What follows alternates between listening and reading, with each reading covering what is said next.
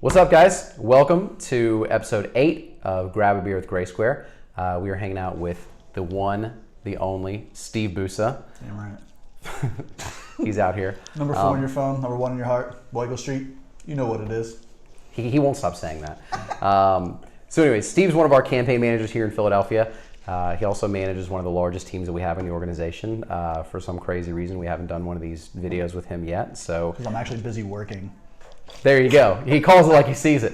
So we figured we'd shoot one today. He has a great topic that he wants to talk to you guys about. We're talking about passion versus obsession in business as it relates to talent scouting, as it relates to your work ethic, as it relates to team building and managing people, and all the things that he does well here. So before we dive into that, I want to give you guys a chance to get to know Steve a little bit better. So Steve, give us the 30-second tell us about yourself spiel. Absolutely. So coming up to just a little bit over a year with GraySquare now. My background was in marketing and collections and the Department of Education. I've been doing sales basically since I was 16. So I ran a few different markets previously before getting in touch with GraySquare. Since being here, pretty much taken over the Verizon campaign with the guys, and I'm looking to go on to bigger and better things in both the energy fields and Verizon going forward. From Philadelphia, naturally, so getting the opportunity to start grassroots here in Philly with the team from the ground up. The opportunity was just way better than most situations where you have to relocate. You know what I mean? When Sure. getting a jump start with a company. The major players right now are Ohio, Chicago, Texas, stuff like that. So finding somebody in your home area where you actually get the opportunity to build and expand with was just super great opportunity. So ever since coming on board, that's definitely been one of the things in my back pocket that I love. Yeah, awesome, good stuff, man. So give us, again, this is your topic, passion versus obsession. Give us a high level overview of how you want this to go. What do you know what I mean? It's funny that this ended up becoming a topic. This was a normal discussion that we were having. Yeah, right. We were just we ought to film this. Do you ever have those conversations where it's too good to not have other to have it by yourself? We need to include people's ideas. Right. So it's like this. I believe how it came in the conversation. We were talking about team building. We'll talk about every aspect of it. Just the concept of passion versus obsession, and how obsession kind of gets a bad rep. The term obsessed, people just have a bad connotation of it. You always think ex-boyfriend, ex-girlfriend, they're obsessed with me. You know what I mean? Right. The idea of obsession, people only look at the negative side of it. Right. Whereas I think it's probably the most valuable asset that you can have in somebody, and is the differential between the type of people you want to keep around who have action behind it versus the type of person who is passionate about it, who may say all the right things but doesn't necessarily have the work ethic to back it up. Okay. And the prime example that I use when getting into this is take you or your friends and whatever sport it is that you're into. I don't know why I use that as an example, but I do. Good luck. If you could be the most passionate person about basketball in the world. You can know every single stat. You could love talking about the game. You could wake up in the morning and throw on a jersey every single day. But it's the person that has the LeBron James, the Steph Curry type of obsession about it, that's going to go out and practice every day and put the work ethic behind it. That's, in my mind, the separation between passion versus obsession. Okay. Passion is a want to do good or be involved in something, whereas obsession, you don't have the option. You just attack it 100% no matter what. Sure. And that's kind of how I differentiate people in our industry, whatever industry you're at. When you're looking to recruit or you're looking to bring somebody on board or involve them in a project that you're passionate about, you'll never do as well as someone who's obsessed with the same topic. And that's how I feel about it. How many times have you had someone working for you where it's I really, really like this person. They say all the right things. They're just not any good at it. All the time. All the time, right. You can't be obsessed with something and do it over and over and over again and be bad at it. Sure. You can't. One of the best things we ever had when I was coming up through the field in door-to-door marketing, our manager actually closed down, wouldn't let us inside, took us to a basketball court. This is a true story, right? Okay. And he's everybody line up, and everyone is going to do layups until you make 3 layups in a row, which me, not athletic at all, I hated this. But the concept is we were there, we spent the whole atmosphere, 2 hours doing a layup, until every single person was able to do it 3 times. Sure. And the point is, by the time you were done, you were better. You weren't good, but you were better at progress than when you started. Yeah. That same concept, if you apply passion versus obsession, you take that same exact concept, Sure. It's impossible to be bad at something if you're obsessed with it, Whereas you'll have those people that work for you, you'll have those ideas, those passion projects that people are involved in, where it's like they say all the right things, but they're just not any good at it. The why are they not any good at it? 9 times out of 10 is because they're not obsessed with it. They're not doing it. They're not putting the action behind it. They're just giving you lip service. So you think the one word differentiator between the two is action? Absolutely, 100%. Like passion is a creative. Like I'm an artist. You know what I mean? Like me myself, I'm a writer. Yeah. I like poetry and stuff like that. Like passion. When you think creativity. Yeah. You don't think work ethic. Okay. Like that doesn't. That makes sense. That's not one of the things that are triggered when somebody hears passion. You think someone's just like, oh, they really like this.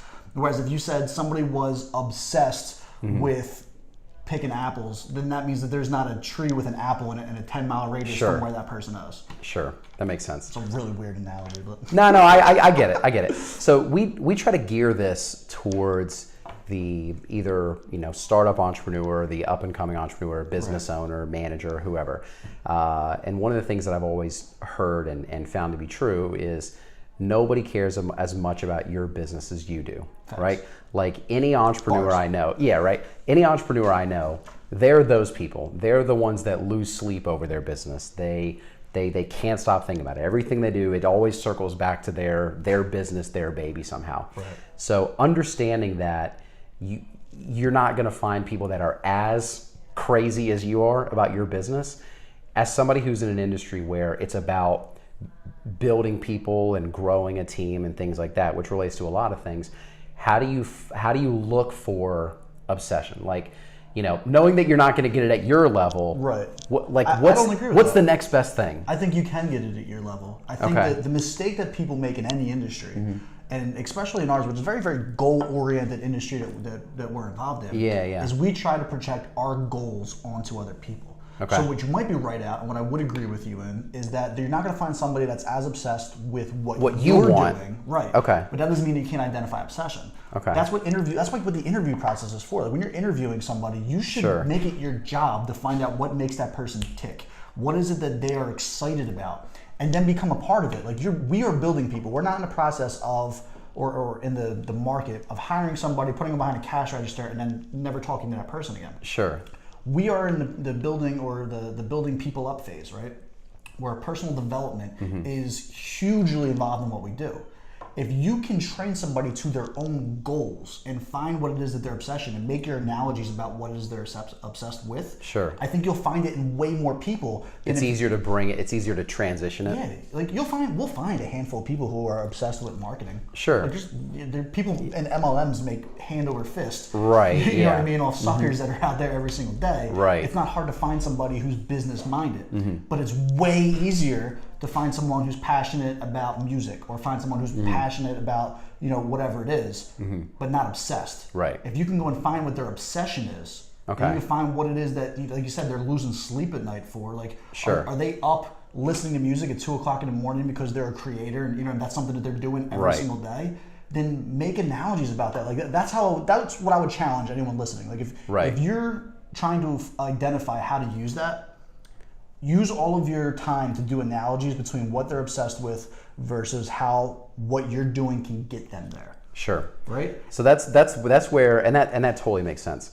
So if I'm like a lot of people, I'm a one-person operation, and either I have a great idea that's been funded, or I'm just looking to build something from the ground up and I need people on my side.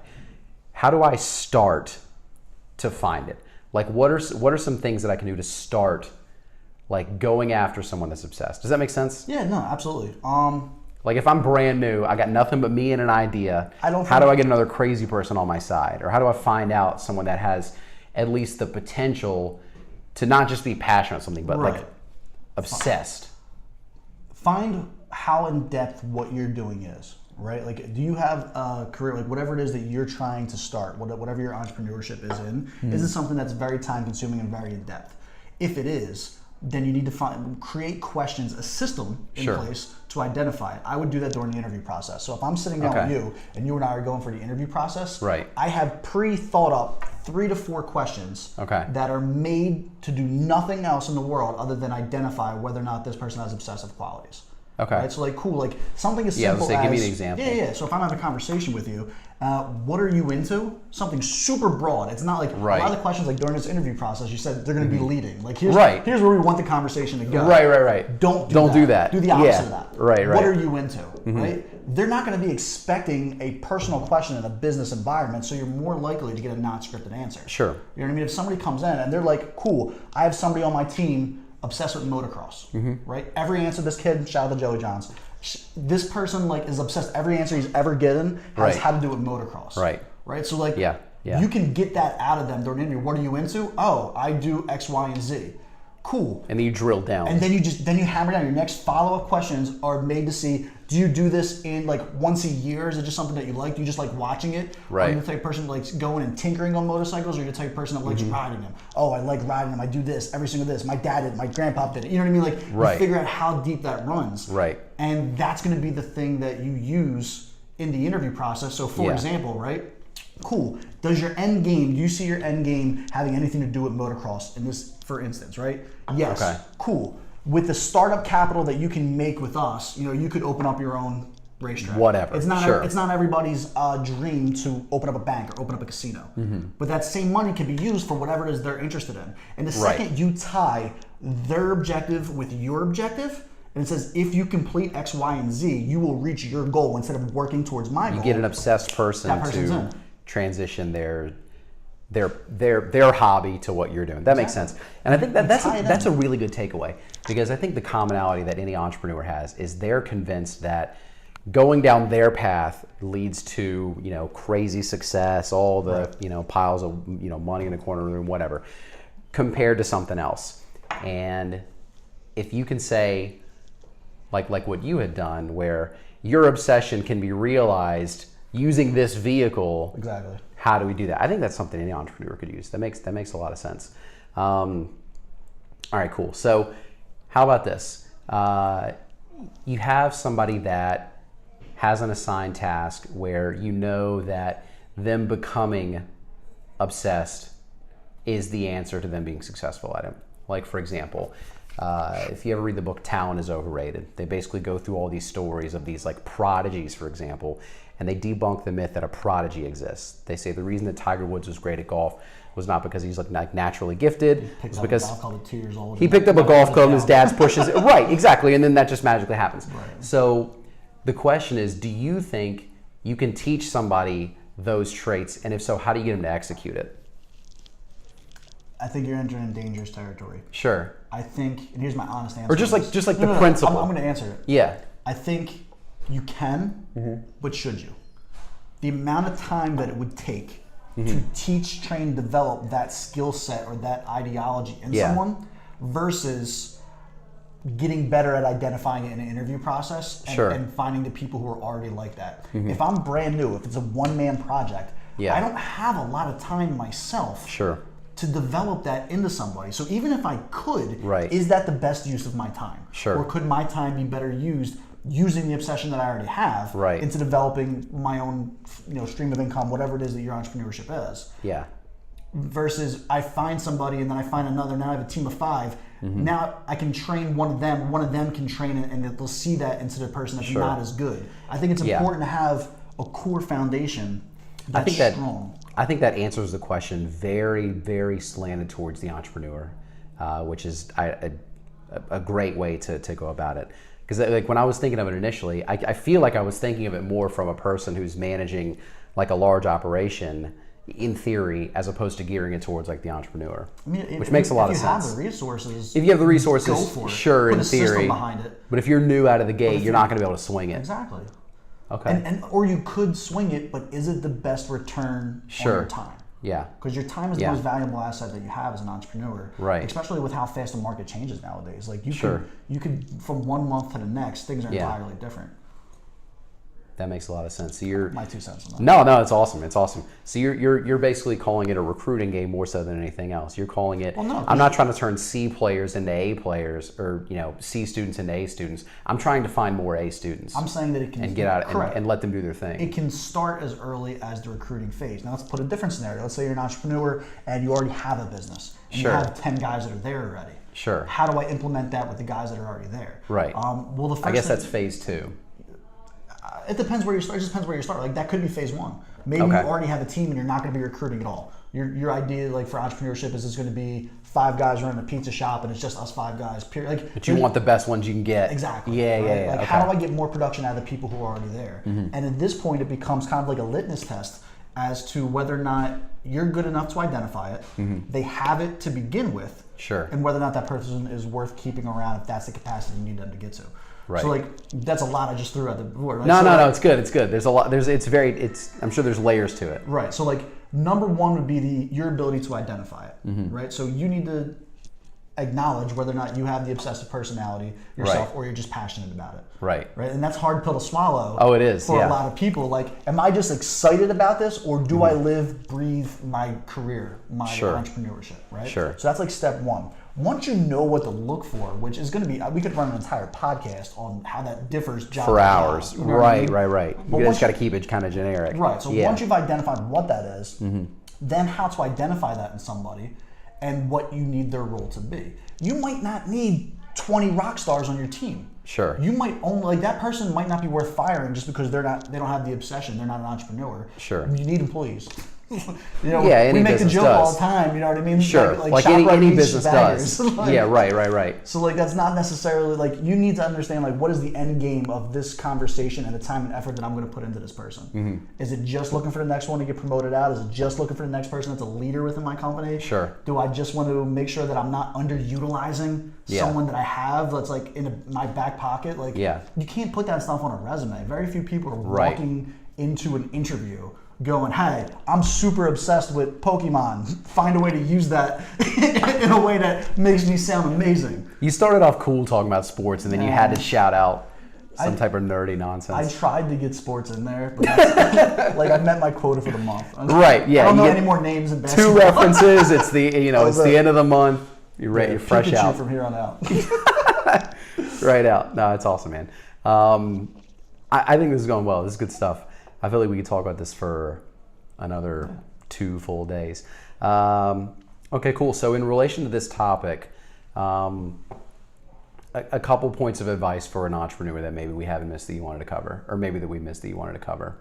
I mean, I think my advice in most things that I like doing, like as a creator, I've always been a content creator, period, in anything that I was doing. I'm not the guy that just goes in, do what you're told, and like that's it. I'm the person that's always trying to expand, always create new systems, new methods of doing things, right? Yeah. The same advice that I would give anybody on this topic, that is the same advice I would give on anything, is start at the end.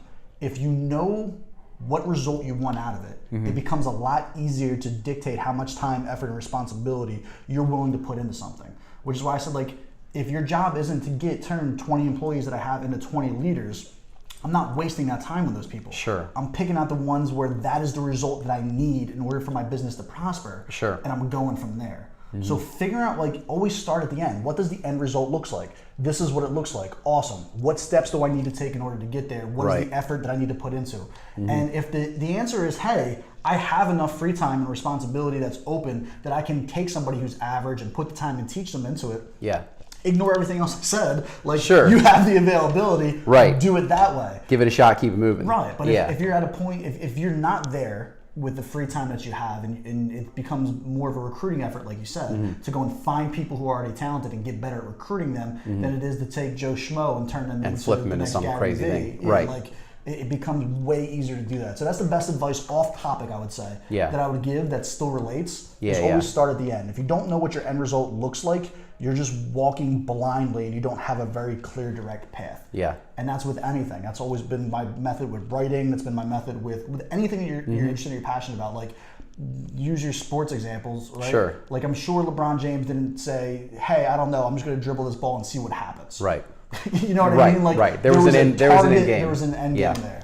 I think that's, I'm sure I'll get corrected by Tim if I get it wrong. Habit number 4 or 5 in the 7 Habits of Highly Effective People, Stephen Covey. Again, with the end in mind. You'll get a lot of comments on that. I know. I'm going to get blasted if I'm wrong. Check the comments below. Tell Landon that he's wrong. Or don't hate on me on my own thing. No. All right, cool. So definitely thanks for doing this. Absolutely. If you want to get in touch with Steve, you know, I'm sure he's more than happy to throw his 2 cents at your business. He's always looking for some consulting work to kind of spread out his own brand. So I like the sound of my own voice, so he'll be more than happy to talk to you in your business about how to be humble. No, I'll leave his email address in the comments, so you can reach out to him if you have any questions, comments, anything like that. But thanks for doing this, man. Yeah, Episode 8 in the books. Cheers. hey. Thanks for hanging out, guys. We should make it to where you have to chug the rest of your beer at the end. I'm done. Oh, all right. So we're good.